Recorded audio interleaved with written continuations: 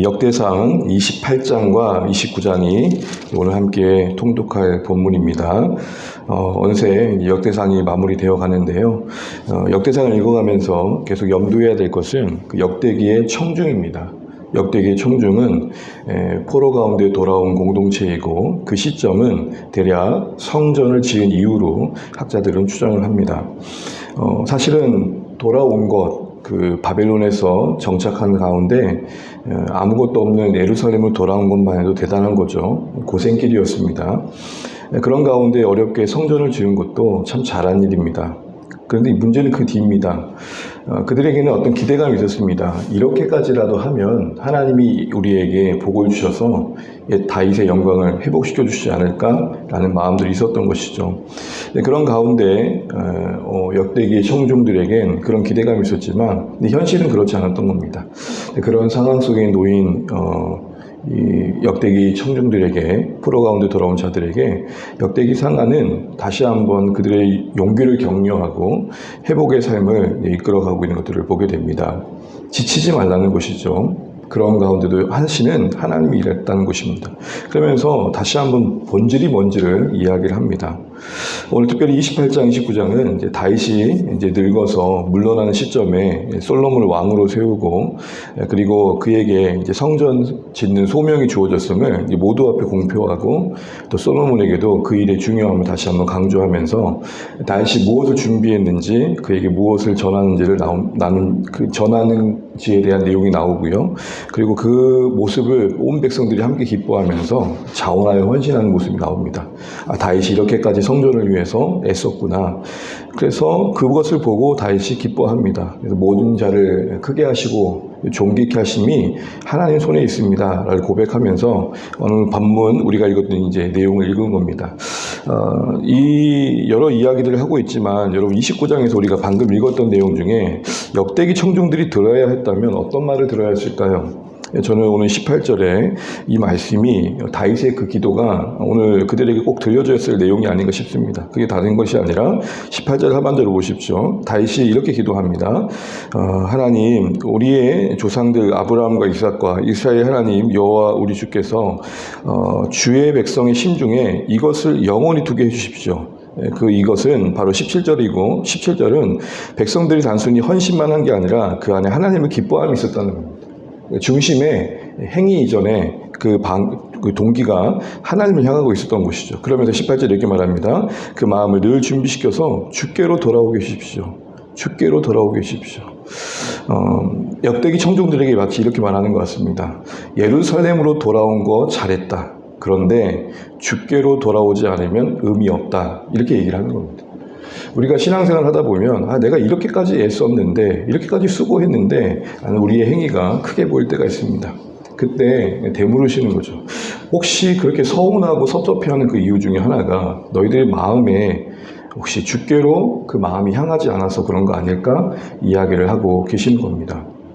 또한 18, 19절에 보게 되면 성전 짓는 일들의 기도에 있어서 솔로몬이 이렇게 하길 원합니다 라고 기도할 때 19절 가만히 말씀을 보십시오. 성전을 잘 짓게 해달라는 데 문제가 있지 거기 초점이 있지 않고 성전 짓는 것 앞에 정성된 마음 그리고 순종이 연결되고 있는 것들을 보게 됩니다. 그러니까 성전을 어떤 건축하는 그 자체가 성공이 아니고 순종 가운데 성전을 짓는 게 중요하다는 거죠. 성전 짓는 게 순종이 되어야 된다는 겁니다. 이게 참 우리 신앙생활에 늘 분별이 필요한 부분입니다.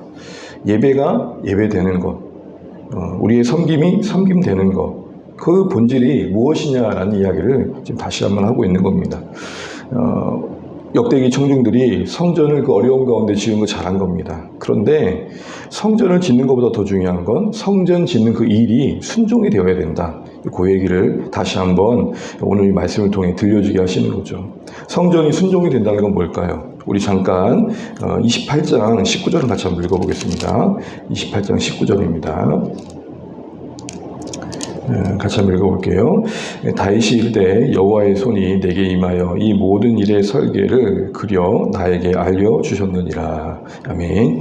솔로몬에게 그가 영감을 받아서 하나님께서 알려주신 성전의 설교들을 넘겨주면서 하는 마지막 마무리에 이런 말을 합니다. 하나님의 손이 내게 임해서 이 모든 설계를 그리도록 해주셨고 알려주셨다. 이 말을 솔로몬에게 하는 이유가 뭘까요? 알려주신 대로 지으라는 겁니다. 바꿔 말하면 성전은 보여주신 대로 짓는 게 중요하다는 겁니다. 더 거대하게 짓는 게 중요한 게 아니고 가능한 위세를 떨칠 만큼 이런 게 있나라는 그게 중요한 게 아니고 얼마나 보기에 아름답고 얼마나 보기에 멋지고 얼마나 보기에 사람들의 감탄을 지을 만하냐 이게 중요한 게 아니라 보여주신 게 중요하다는 겁니다. 아름다운 게 중요한 게 아니라 보여주신 대로 지은 게 아름답고 멋진 게 중요한 게 아니라 보여주신 대로 지은 게 멋지다 이렇게 얘기를 하는 겁니다. 바로 이런 관점에서 성전 짓기는 순종이었던 것입니다. 잘 짓는 게 중요한 게 아니고 알려주신 대로 짓는 게 중요했던 것이죠. 그런 차원에서 다시 한번 솔로몬을 위해 기도했던 것입니다. 이런 모든 내용들을 보면서 우리 다시 한번 역대기가 오늘 이 역대기 청중들에게 하고 싶었던 회복의 키워드는 방법이 아니라 방향임을 알게 됩니다. 어떻게 하면 우리가 옛날의 영광을 회복하느냐, 자꾸 그런 어떤 요령을 찾지 말고 너희들의 마음이 주께로 가면 그걸로 모든 문제의 풀림이 시작된다. 이걸 잊지 말아라 라는 것이죠. 방법으로 접근하니까 이런 말이 나오는 겁니다. 이렇게 해서 돌아와가지고 어렵게 성전을 지었는데 왜 아무 일이 일어나지 않나요? 신앙이 방법으로 가면 효과를 따지게 되어 있습니다.